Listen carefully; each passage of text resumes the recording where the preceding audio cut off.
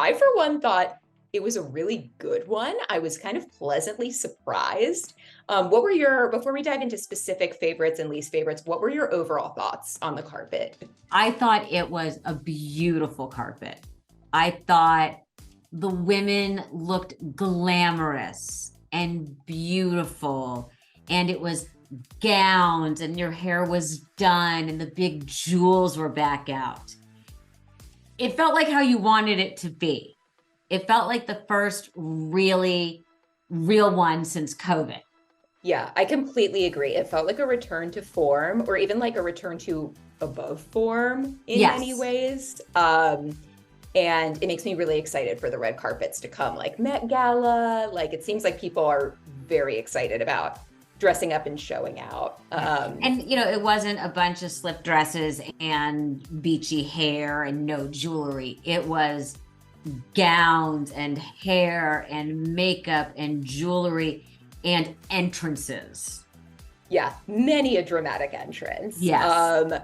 Did you have any particular favorites from the carpet? Well, the queen of the red carpet, this entire award season has been Angela Bassett.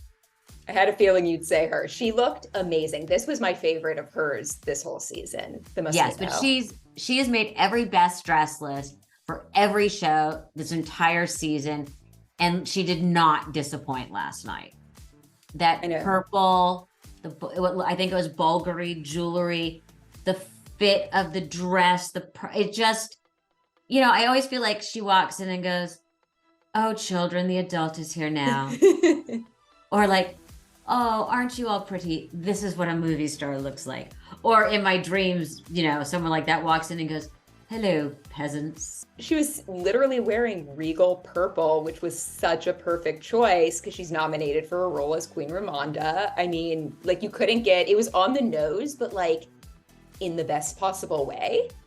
The perfection of the dress, the bow just the right size, the fit perfect, just enough of a train. Owned the red carpet, this entire red carpet, this whole season. Mm-hmm. She's just owned it. I think the Michelle Williams dress being on the champagne carpet, which I don't understand, and against the white background, completely washed her out. It aged her, but then you saw her in the theater and it looked ethereal. Mm-hmm. Okay, so you took issue with the champagne carpet. A lot of other people did too. I saw like tweets of people saying it looked dirty and like, like you said, what they think was going to happen. Thank God it wasn't raining, but why? That's what I don't understand. I haven't read up enough on why they decided to change it. I don't get it. But all of the women in white struggled with that. Well, were there any men that you really liked what they were wearing? Harry Strum Jr. Yes, my favorite too. I don't like when men try and fancy it up. My jaw dropped with him. So good. So good. Someone today said he looked like he was wearing a bathrobe. I'm like, not when he was moving.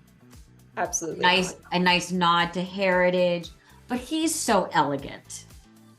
He can pull that off. Super dapper. I thought it fit him so beautifully too. Like the navy piping, Cara Delevingne.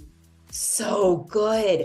Her at the SAGs too. She's like really looking amazing. I mean, now again, I always feel like it's not fair to compare models to even actresses because they just wear the clothes differently. Mm-hmm.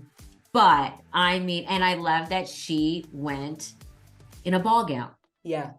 She didn't come slinking out. Yes, the slit was very high, but it was still a proper ball gown.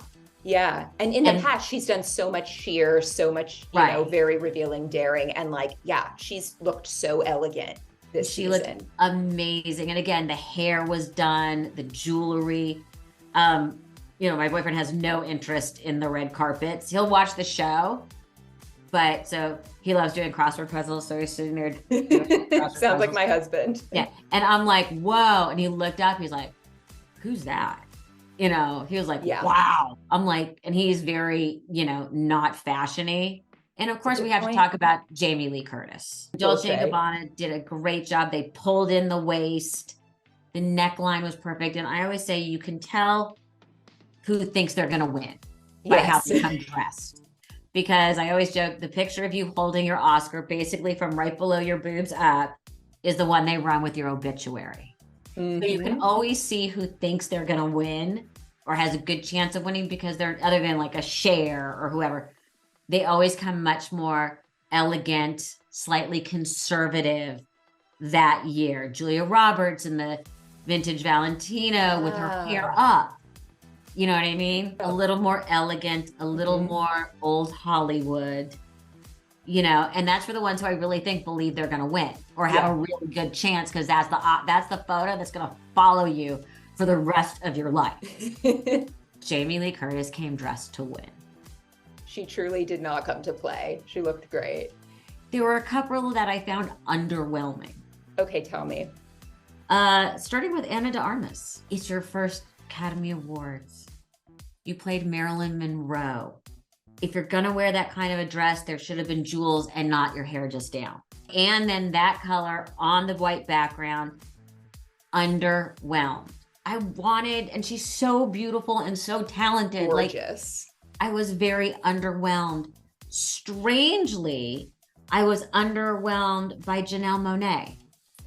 I could see that. I thought it fit her beautifully, but she also is so good at going big. She's actually had some Chanel moments that I loved in the past. Well, how about, was it the Ralph Lauren with the hood? Oh my God, so good. And I think she's made her own personal bar so high. Mindy Kaling looked amazing. Best Mindy Kaling's ever looked. Hair, the makeup, sleeves, those earrings, the dress. I mean, and I like the white version better than the black version that she changed into. The contrast, it just looked beautiful against her skin and best she has ever looked. You know, Zoe Saldana is very into the recycling of clothes, and she was in Fendi. Again, she's usually one of my favorites, and I felt underwhelmed. Yeah. New dresses are hard, especially on that champagne carpet, as you're saying. Like, my big thing with Ana de Armas was actually, I didn't really care for the ruffles at the hem. I thought it looked a little matronly. But also, I saw a lot of people pointing out, and I rightfully so, that she was paying homage to the Marilyn dress that Kim Kardashian paid homage to, but then make it sheer and sparkly. Okay.